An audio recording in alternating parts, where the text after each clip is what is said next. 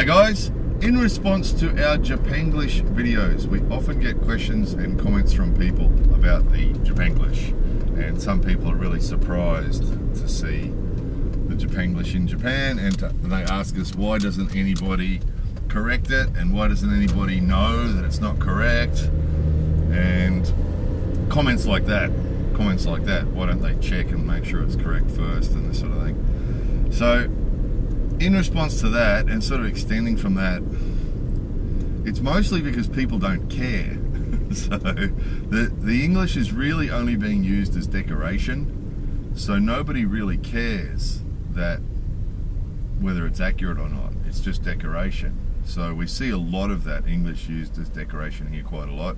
So it's used on signs, and it's used in advertising and that sort of thing.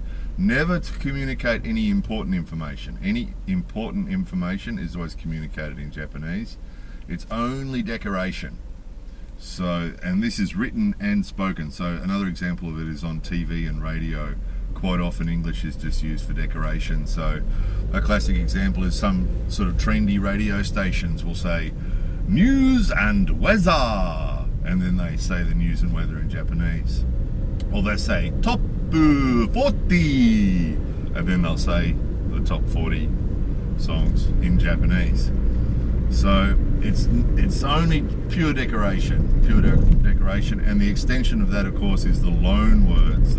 It's called loan words. Not really true. They're not really loan words. They're really taken from English and repainted and resprayed and rebuilt and remade into a totally different word. So there's lots of those as well. The word in Japanese, or the word that's used in Japanese for buffet, is Viking. So that comes from Viking, you know, Scandinavian Viking, and same reason that it's used in some countries as smorgasbord is used for buffet. So in Japan it's Viking, which of course, if they write in Romaji, is V-I-K-I-N-G, Viking, but in Japanese it's Viking. Let's go and eat Viking. So, which is the second part of the problem, is the Katakana. So, unfortunately, Katakana is used in Japanese for foreign words, and in Japanese that's not a problem. That means if you bring a word like Viking to Japan and change it to Viking, because that's the only way you can write it in Japanese. You can't actually write the word Viking in Japanese because you don't have the letters to use. Because as most of you already know, Japanese is comprised of 5 vowels and 1 consonant, and all the rest is all syllables. So Viking. So in Japanese that's not a problem because you're using the word in your own language. It's the same as when English speakers say cafe or some other word that's come from French, or buffet, right? We bring that into English and use it in English. That's okay. And it's the same when in Japanese foreign words are brought in and written in katakana and then used in Japanese, and pronunciation's all wrong. Doesn't matter because it's been used in Japanese and everybody knows the meaning. So it's not a problem. Where it becomes a problem is using katakana to write English words when people are trying to speak English. And that explains why the pronunciation is so bad. And just to clarify too, of course, a couple of things. One is, it's not just me saying that the English level in Japan is bad. There's been lots of tests done internationally where people who speak English as a second language are given tests. Cross-section of the society is given a test, and then they grade everybody, all the different countries, and Japan is consistently low on the list, and consistently beaten by most of Europe and beaten by most of Asia. You know, it's China and South Korea and a lot of the other Southeast Asian countries beat Japan when it comes to English, and Japan is consistently low on the English ability. And it's not the lack of intelligence or lack of study on the part of the students, it's just the system that they have for teaching English in Japan is atrocious. It's sort of not treated as a language, it's treated as a subject like history. So Japanese students just try and memorize English, and they don't actually practice communicating with it. They just practice memorizing it, basically memorizing the grammar and memorizing the spelling. I mean, trying to memorize the spelling for English is a hell of a tough thing to do, isn't it? Because most English speakers learn how to spell phonetically by saying, okay, lemon, right? And so they learn to write L, E, M, O, N, and that's how most of us learnt to write English when we were kids. However, Japanese people have to remember word at a time because they're not taught phonetically properly, and their pronunciation is all katakana. And what actually triggered this video was a friend of ours has a 12-year-old son, and he just did a test at school, an English test at school, and it had most of the questions were in Japanese, which is pretty typical. I mean, that's the other problem that they have here, and we've shown you this before. English in Japan is usually taught in Japanese, right? So the sensei spends most of his time speaking English, speaking Japanese, teaching English, which is just incredible, isn't it? And then the tests are written in Japanese, including katakana, and in particular on this test, he had one group of words, and it was the spelling part of the test, and he had to write these words, and they had the words written in katakana. So he had to write. So there was one of them was rayon. So the Japanese katakana, ra, I, o, right? Rayon. So he'd written rayon. He'd written R-A-I-O-N, and of course he was wrong, because in his head, lion is lion. So, and this is the problem, because katakana is absolutely useless for writing foreign words, because it's limited to the syllables, and there's a whole heap of sounds that you just cannot write using katakana, and L and R are both one of them. Some of you guys who study Japanese, in your dictionaries, it'll have the Japanese la-di-do-de-ro written as an R, right? So in your dictionary it'll say arigato, won't it? It'll say A-R-I-G-A-T-O, arigato, right?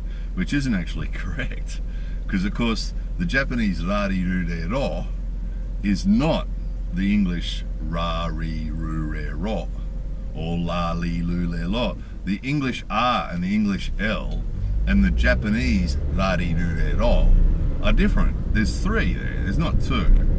And quite often in the books it teaches foreigners who want to learn Japanese, it teaches us arigato, right? Which isn't correct. It's not an R, it's Japanese la.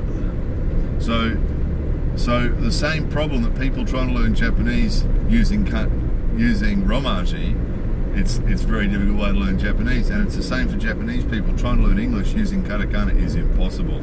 Because at least when we write a Japanese word using Romaji, we can come reasonably close. But when you try and write a foreign word using Japanese, you're way off, and that's the problem. And katakana is a core to the Japanese understanding of English. It's central to it, and it just destroys it. And of course, because of that, most Japanese people cannot come close to pronouncing English words, because it's, for a start, a lot of the sounds, the TH and the V and the Z and lots of the sounds that we have in English, they don't exist in Japanese. And then if most of the English words that they've ever read were all written in katakana, they've never experienced all these other sounds. And that's why you get the classic mispronunciation. And then from that, people are trying to learn to spell. They can't pronounce the word correctly. So this kid is being taught to say lion, and then he's told to write it. So he writes it, R-A-I-O-N, and then he's told he's not correct, right? So it's just insane. It's just crazy. And someone said recently on a Japanglish video, do you think they'll get this sorted out before the 2020 Olympics? No, not even close.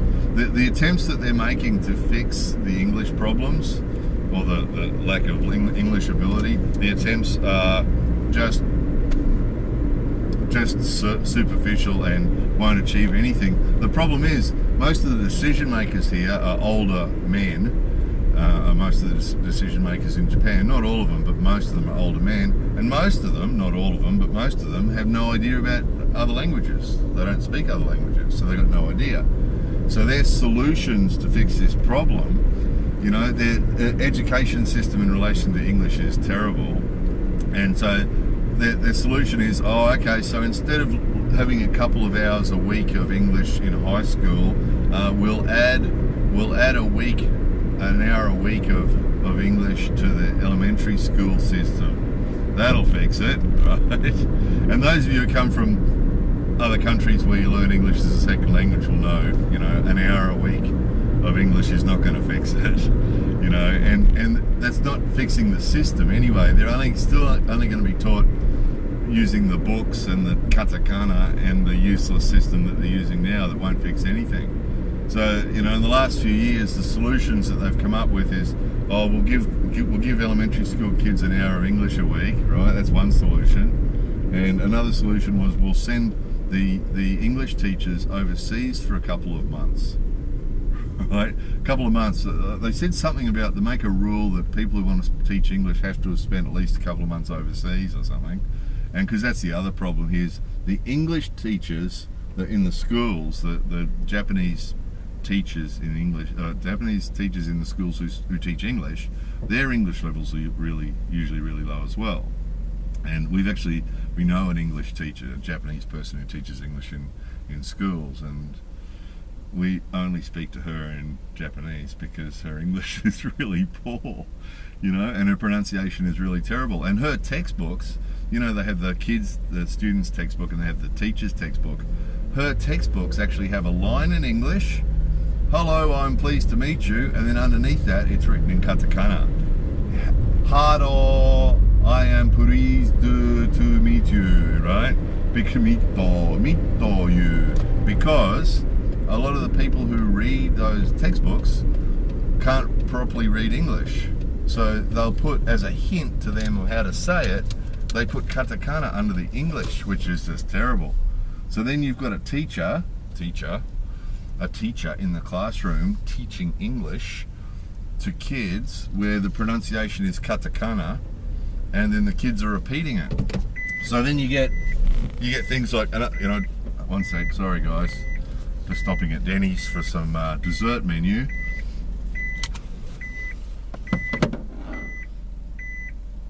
Then you get things like on TV here, another piece of that decoration. There's one comedian whose big running joke is he says, "Sankyu very much," because for that same reason, you can't say thank you very much using katakana. It doesn't exist. So they say sankyu very much, right? And that's his little thing. So people say things to him and he says, "Oh, sankyu very much." And everybody laughs. That's all hysterically funny, right? And there's a lot of those too. There's a lot of, the thank you one's a big one because sankyu is 3-9, right, in Japanese, sankyu. And so there's a lot of people here. It's a running joke on TV. They use it all the time, the sankyu thing. And because most Japanese people don't understand that that's not actually the pronunciation of thank you. So sankyu very much is very funny, right? So again, I mean, Japanese people study incredible hours. We've talked about this before, you know, the high school students and university students put in incredible hours into their study. They really, really study hard. It's not the students' fault. And their IQs are all up there. And IQ tests around the world, Japan always scores really highly. That's not the problem. The problem is this ridiculous system that they have for learning English. And katakana is the central problem to the learning English thing. It's just useless. It's just useless. That and the loan words. The loan words, it's really, really sad to see the loan words coming into Japanese as much as they are, and quite often with no reason, you know. You've got Japanese words there already, and they start using the English word because it's sort of, they think it's cool, you know. And stop is an example. People have started using that a lot here. You know, this car in front of us here. Hi, right. Hi, stop. People say it all the time. Stop. Hi, stop. And, you know, It's sad. It's sad because not only is it polluting the real Japanese language, but it's not even getting the English correct. You know, sutopu, sutato, hai sutato, hai sutopu. It's just tragic. It's just tragic. So not only is it bastardizing the Japanese language, but it's messing up their ability to differentiate between correct English and Japanglish. You know, so to the person who said, well, they sorted English out before 2020, I mean, even if they brought in new systems tomorrow to teach English properly here as a language, actually as a real language, it'd still be 20 years before you had people in the workforce who could actually speak English properly. And I mean, there's Japanese people here who speak English to a really high level, but they're rare, you know, and you see that on our videos in the comments. People from all around the world leaving comments on our videos. You know, I live in Spain, I live in France, I live in Norway, and this is what it's like in our countries. You know, everybody's communicating with everybody in English, and then you get the occasional comment on there in Japanese, because we've got a lot of people who watch our videos who are Japanese and just don't have the ability to leave a comment in English. So they leave their comment in Japanese, and most people who read our comments won't understand it. So it's really sad. It's really, really sad. I mean, again, it doesn't matter if Japanese people speak English or not, but it's just isolating them. And the government's really on about it because they recognise that for Japan to compete with the rest of the world in business and manufacturing and all these different things, that English is important. But, you know, the katakana and the loan words, it just messes them up. Just the whole thinking about English as a language with the katakana and the loan words, it's just not compatible with getting it right, you know. So if you come and spend some time in Japan, you'll come across both these things. The loan words are all over the place, and the meanings are almost always different from what the real meaning is. And even the pronunciation, you probably won't even recognize the loan word. Someone tells you, "Come, chotto issho ni Viking tabemashou ka?"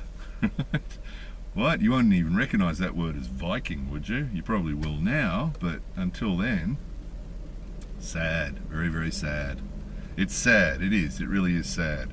When so many people here want to speak English and want to learn English and they recognise it'd be really good to do, and they're up against it. You know, that poor kid, 12-year-old kid, I felt sorry for him. He really likes English and he really wants to improve his level, and here he is doing his best, and his teacher's just messing him up, giving him these tests with that stuff written in katakana, and then here he is, poor guy. I really felt for him, you know. Lion, it said, Ra-I-O-N. And it's what he wrote, lion, R-A-I-O-N, lion, just like he'd been taught, and he got marked wrong for it, because he has to remember. And how are you going to remember the correct spelling? You've got to remember it word by word, because the rest of us, lion, we have in our mind L-I-O-N, because that's the way we say it. But he doesn't say it like that, because his teachers taught him to say lion, R-A-I-O-N. So full sympathy and compassion for the students and for the Japanese people. It's not their fault, it's the system. And the old guys that run the place aren't doing anything about improving the system at all. They're just sort of standing back and making sort of suggestions that aren't going to improve anything. It's sad. Anyway, there it was. Loan words and katakana. More videos coming soon.